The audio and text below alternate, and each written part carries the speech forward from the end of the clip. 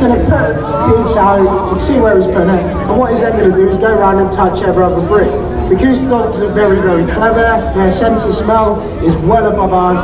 What we don't want to do is for Pyro to choose the brick with the human scent on. So every time we touch something, we're leaving human scent on that brick. So we want him to ignore the human scent and find the target odour, which in this case is cold. Nope. So how we start getting him onto the explosives, all we'll do is use that Kong and put it with the explosive. And then by him going, I can smell the Kong with something else, that scent picture will kick his nose and eventually we can move the Kong out. So nice passive indication from Pyro there. So just to make sure it's not going to the one we always put it in, we'll get Craig to move it. Cover his eyes. Cheating little Springer Spaniel.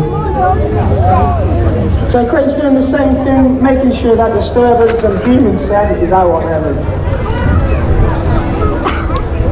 So Hannah's going to task him again. Nice and independent. You see he's enjoying it. You can see from his body language that he loves it.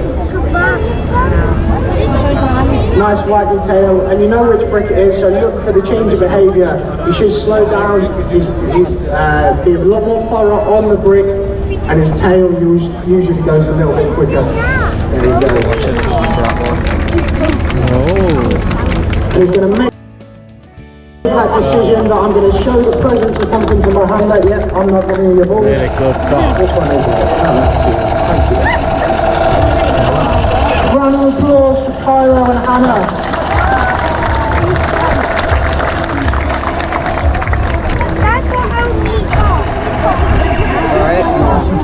Oh, it's a drug sniffing dog. Oh, I missed you. You snuck in. Okay, so you can see he's doing a nice thorough search of each person. And Bex is working as a team with Tyson to make sure anyone who goes past a little bit too quickly that he's actually searching.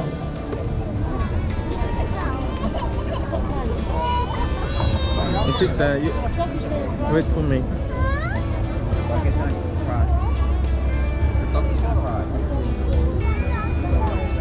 So Tyson, being a fully trained drugs dog, he is trained to find anything you'd expect him to find, any derivatives of the drugs, and he can also search everything. So he's the only dog that we've got. Yeah, he can definitely smell that. Yeah, let's put that out. He's the only dog that we've got that can search everything. Our AS dog doesn't search people, but Tyson does. I'm done with this, okay? There we go, we've got the drugs mule. Yes, the drugs. We don't want If it you to back. run, we'll get the biting dog out. No, you're not supposed to be happy with that. Drugs. Okay, so we're going to do it exactly the same. Tyson's going to go down the line and hopefully indicate the presence of an illegal substance. Look at that nice change of behaviour there.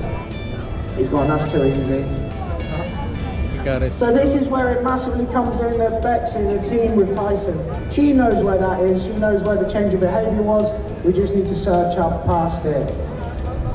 You might have a whiff of chips.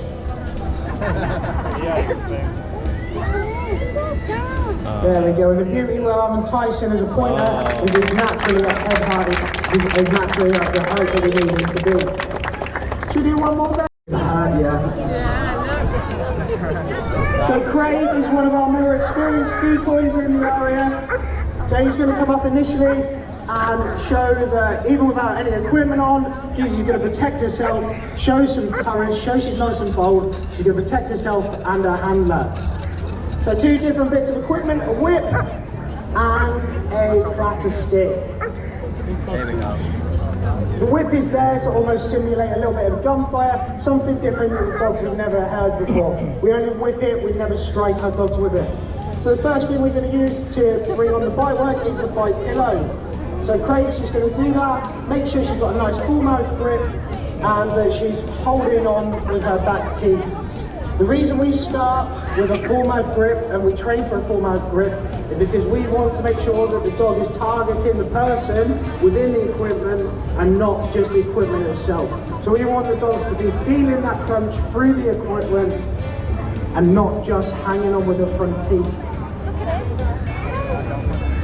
So Craig's posting up again, giving her a little tease, making sure she's up for it, testing the strength of her grip and making sure she's having a full mouth fight. What you can see Josh doing is just lifting Gizzy up until she drops it. She knows this is the game over and that she'll be straight back in for a little bit more. Give me 2 minutes. So once we've got the dog on the pillow and then the sleeve being used as a toy, we can then start transitioning into it being on the person and being a little bit more realistic. Ooh. So what you can hear there is Craig making the training realistic. So we want the dog to know that that hurts. 90% of that is Craig putting it on because they are quite padded, but 10% is him crying inside. He is only little. So we're now transitioning to the suit. 2 minutes. And going up, presenting a threat to the dog, making sure she's going to stay strong and stay there. Okay, so you can see that Gizzy went a little bit teethy there. Craig will give her the opportunity to counter and take a more full mouth fight. There you go. Craig will mark them, so Gizzy's going, I'm hurting you, and we're going to get the dog staying in the fight a little bit longer. Oh. Stop fighting. Tell him, Giz. Okay, so now we're going to get Craig in a little bit more pain. This is what everyone loves seeing, Craig crying. So Craig's about to get walloped. When he does, I want a nice big cheer for Gizzy so she knows she's a good girl. So he's posing a threat, running up to the dog and deciding, why have I done this? I'm going to run away, and Gizzy's going to go, no chance. Smash. Oh!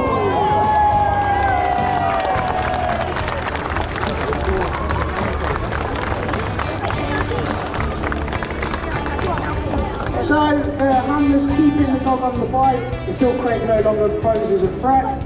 Gizzy will stay there all day.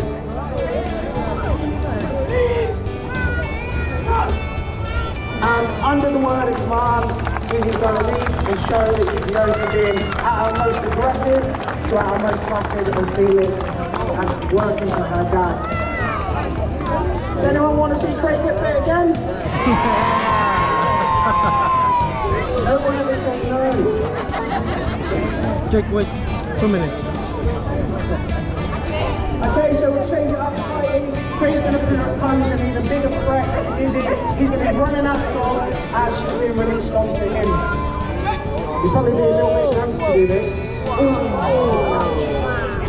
So Craig's going to work the dog again, testing her courage, making sure that she's staying on that fight, not moving. Putting pressure on. Not everyone wants to give up, so we need to make sure that our dogs are staying in the fight and not leaving and running back so that person can become a threat again. I nearly dropped away. And as you can see there, Josh has rewarded Gizzy with a bomb for everything he does in all day, whether that's food, toys, or what they all tend to love more than anything is just a fuss from dad. So that's the end of that one. What we're going to do now is just get the team formed up so that you can show your appreciation to them, they can show their appreciation to you for watching.